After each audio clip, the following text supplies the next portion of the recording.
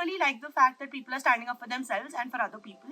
Hi, I'm Sanya. I'm 21 years old and I work in the climate space and the gender and sexuality and sexual health and reproductive health space. I love talking about anything that is intersectional, deeper, gives nuances to the climate movement. I am also a very big believer of choosing people over anything else and choosing community over anything else. And yeah, I'm very excited and I love the Indian climate space. And let's see how this goes. So, Sanya, in less than 60 seconds, can you tell what is your climate story? I've been very like I don't want to say connected to nature, but connected to nature because there's no other way to say it. But like ever since I was little, I have loved the planet, the people. I feel like I've always like known what is what. I've just never had the terminology to sort of like put it through. And I grew up with a lot of health issues, and I grew up in Delhi. So I had asthma plus the notorious Delhi air pollution. So I feel like I've grown up with a very real understanding of how important climate is for our survival, as I grew up feeling very at risk of my survival at all times. So, yeah. And so I started, I think, formally doing climate action / advocacy in 2019. And the rest is history. I've not stopped since. So, Sanya, what has been the most significant moment in your climate journey? I don't think I can like pinpoint any one specific moment, but I think like the pandemic for me was very significant in a way where I feel like I completely changed as a person from the first wave to the second wave. The first wave, I was trying to help people who were migrant workers. We were trying to fundraise. We were doing a lot of things, and a lot of the climate movements were happening. There a lot of clearances were taking place. A lot of things were happening, and everything had to suddenly just be digital. So that was like a challenge that was very significant. EIA came in 2020. That was a huge moment. After that, COVID second wave came, and I think the community all came together to sort of help each other out. Twitter was blooming. So I feel like from wave one to wave two, you've seen like a significant character development in everyone, including me. So yeah.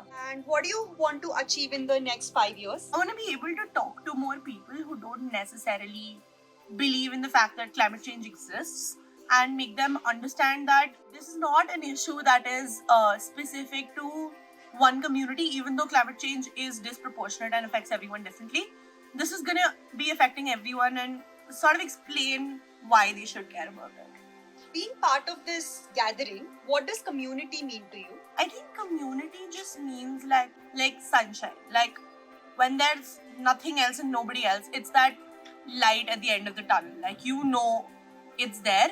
Even if you can't see it right now, even if the tunnel is like insanely long, you know it's there and you know it's gonna bring you peace and it's gonna bring you happiness. And yeah, that's community.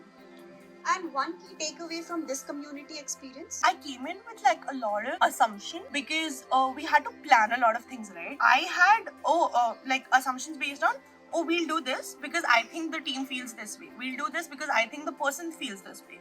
But what I've realized is that we don't actually can always predict what the other person's thinking or feeling. Although we all have very unique experiences, there are always like shared values and shared feelings that we have. In a way, you can't generalize it, but it's sort of nice how we're all like bonded together by that base feeling, even if we feel it differently.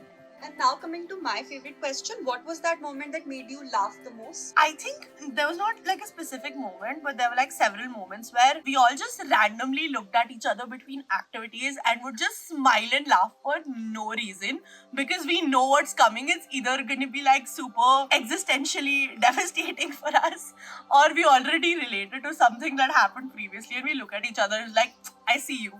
I know you're related to this too. And what was that moment that made you cry?